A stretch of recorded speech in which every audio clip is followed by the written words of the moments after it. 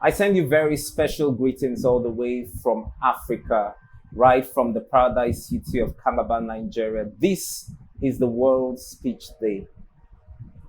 A little girl once said, our deepest fear is not that we are incapable or inadequate. Our deepest fear is that we are powerful beyond measure. Sometimes we ask ourselves, who am I to be this talented, brilliant, intelligent, beautiful, gorgeous, and fabulous? Actually, who are you not to be? We were made to make manifest the glory of God which is within us. And as we let our own light shine, we unconsciously but expressly give other people the permission to do the same. The candle that lights another candle does not lose its fire. It becomes a source of light. And on this note, I want to say very special warm greetings to the founder of the World Speech Day, talking about the one and only Simon Gibson. You see, what started as an idea some 7 years ago have found expression in over 100 countries of the world. The World Speech Day have been staged in over 100 countries because of that candle that this man decided to light up in the world. And that is how the World Speech Day has gotten to where we are right now. My name is Dejudge Glasgow. I am the official licensee of the World Speech Day, Calabar, Nigeria. The World Speech Day is about celebrating ideas that will eventually transform society and bring about a change in our world through the very beautiful act of public speaking. And my dream is to be the world's most sought after public speaker. And if you ask me, I'm chasing that dream because I'm up here sharing my voice and lending my voice to causing a change in society and causing a change in our community and ultimately creating a better world. This is dream come true. There is nothing a man sets his mind and his heart to achieve that he cannot achieve, except he makes himself subject to impossibilities. The World Speech Day have transcended over 5 seasons right in the city of Calabar, and this is our 5th season, and it has been phenomenal. You should know that the World Speech Day this year has a theme, a new harmony. Everything rises and falls on the subject of leadership. If we have to create a new harmony in our society, we should understand that it rises and falls on leadership. So in the context of this year's World Speech Day, I'll be sharing my thoughts with the caption, the audacity to create a new harmony. The audacity to create a new harmony. We cannot talk about creating a new harmony without talking about creating great nations. We cannot talk about creating great nations without talking about creating great institutions. We cannot talk about creating great institutions without talking about the subject of leadership. And in this context, leadership is not about position. Leadership is about your influence. The world is waiting for men that will exert leadership in every sphere, because everything rises on that subject. Everything walks around the subject of leadership. The world has come this far because men at one point had made up their mind to take up the lead. From the Gettysburg speech of Abraham Lincoln to the I Have a Dream speech of Martin Luther King Jr. to the Yes We Can speech of Barack Obama, speeches have been used as an instrument of change. In times of despair, in times of hopelessness and frustration, men spoke up. In the powers they could gather at the time, they raised their voices and contributed to our world because they rested on the altar of taking the lead. May I just tell you quickly that leadership is not about position. It's about your influence. In the liberation struggle in the United States of America, a voice rose in the name of Martin Luther King Jr. and he said, I have a dream that one day we will live in a nation where my 4 little children will not be judged by the color of their skin, but by the content of their character. That leader's voice spread through ages. And in 2008, a man by the name Barack Obama, for the first time, a black man sat in the White House because someone could dream through, someone could speak through, someone could raise his voice. Let this liberation struggle on every sphere on the streets of America. And one of those fine days, the man Martin Luther King Jr. During the liberation struggle, one of those times in one of his speeches talked about when the heat of the struggle was up, and he one time was stabbed by, in his own words, a demented black woman. And you see, he was rushed to the hospital, and news came out the other day that if he had much as sneezed, he would have died. And then when he was sitting up in the hospital, messages were coming in from everywhere. He was receiving these very beautiful messages from everywhere around the world. But one stood out for him. One struck him. It was a message from a little girl. She was about 9 years. She was in the ninth grade at the time. And she had sent a message. What was profound about this message was the fact that she was white and she was young. And she had sent a letter to him and she said, "We heard of all your sufferings. We heard about the whole struggles. But I wrote to tell you, Martin Luther King Jr., to say thank you for not sneezing." That goes to tell us one thing. It is not about race or color. It's about the mind of a people. If we have to build a new harmony in our world, we must understand that we need more than ourselves. In the words of Mother Teresa, she said, "You can do what I cannot do. I can do what you cannot do. Together, we can do great things." And that is what harmonizes the world. We must understand that the world must have to change if good men must wake up to speak. In the words of Martin Luther King Jr., he said, "Evil has triumphed over good."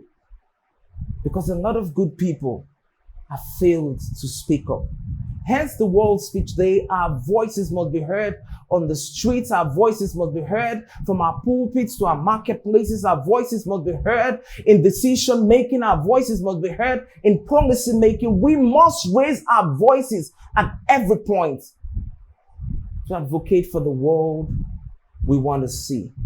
Like I told you, it's born on the bedrock of leadership. It's the audacity to build, to create a new harmony.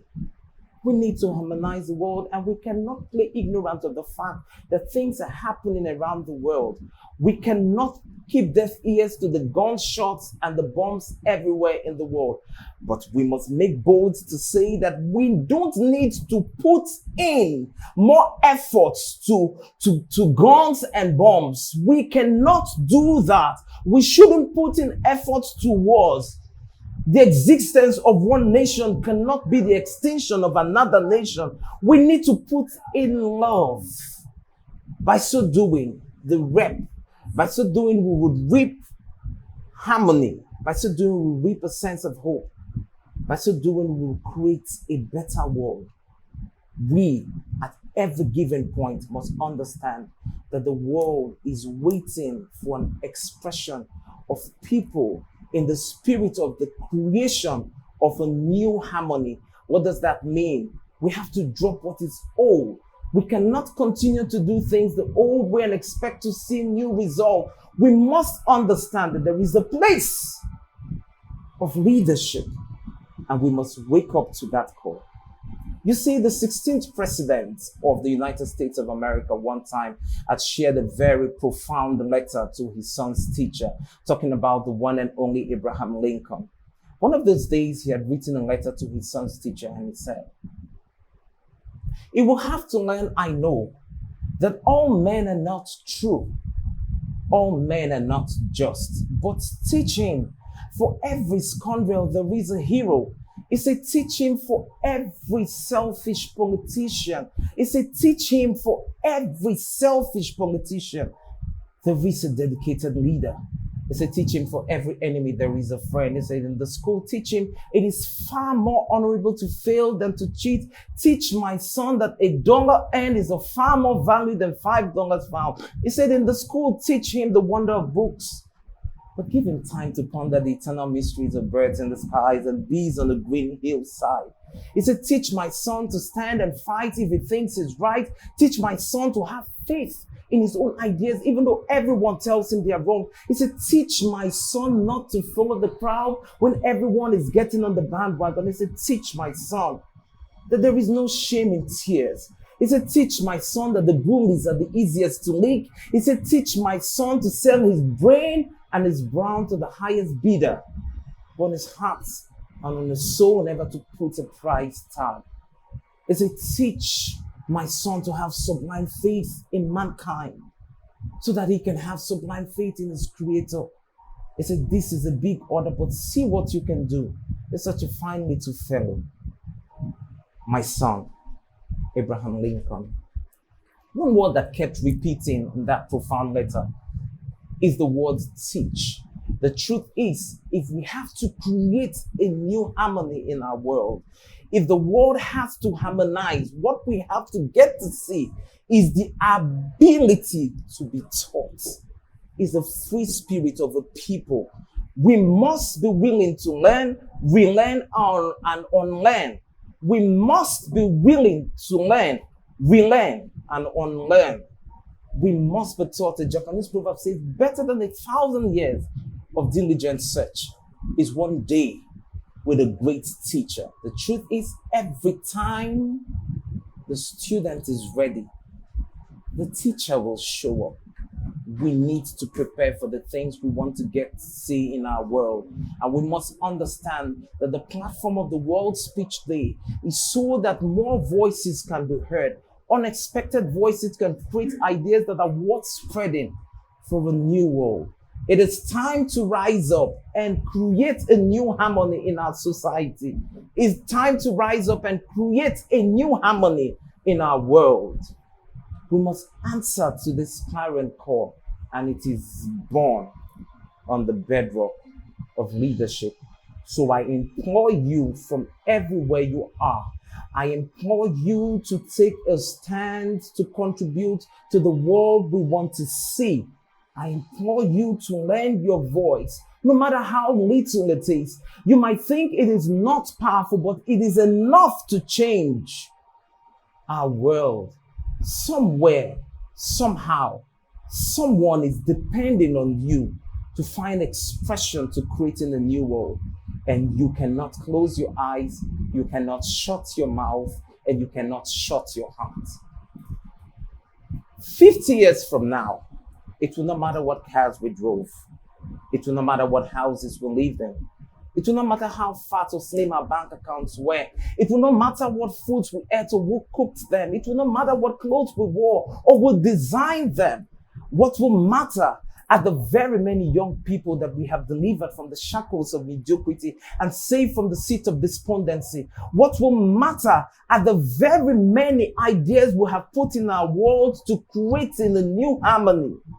Then, and only then, can we make bold to say that we came and we saw and we conquered. My name is the Judge Glasgow, reaching you with love all the way from Africa, from the paradise city of Calabar, Nigeria. This is the World Speech Day. I love you. Peace. Thank you.